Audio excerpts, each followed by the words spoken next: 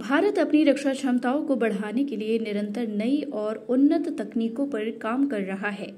देश के वैज्ञानिक और रक्षा अनुसंधान संगठन कई ऐसे हथियार विकसित कर रहे हैं जो न केवल आधुनिक युद्ध के लिहाज से क्रांतिकारी है, बल्कि दुश्मन के लिए गंभीर चुनौती भी साबित होंगे।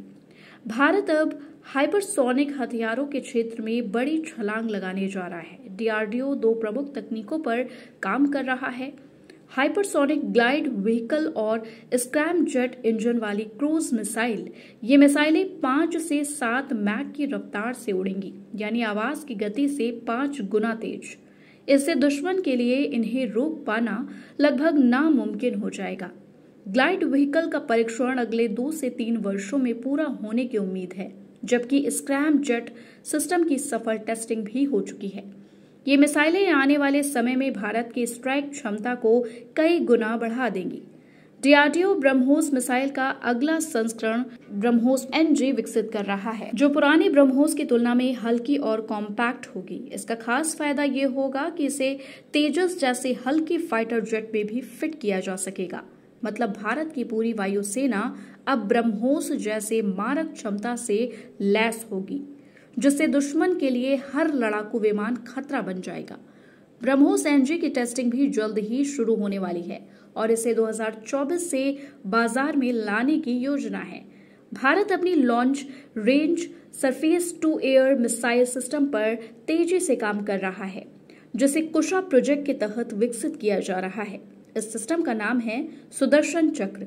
ये दुश्मन की मिसाइलों और हवाई हमलों को 300 किलोमीटर से अधिक दूरी से ही नष्ट करने में सक्षम होगा।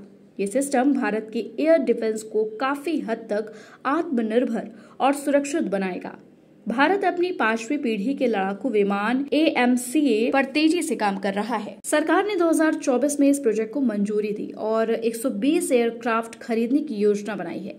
AMCA का प्रोडक्शन अब HAL के बजाय एक पब्लिक प्राइवेट मॉडल में होगा, जिससे उत्पादन में तेजी आएगी और लागत कम होगी। ये स्टील्थ तकनीक से लैस विमान भारत की वायुसेना को वैश्विक स्तर पर प्रतिस्पर्धी बनाएगा। डीआरडीओ लेजर और माइक्रोवेव तकनीक का उपयोग करके high power directed energy weapon विकसित कर रहा है।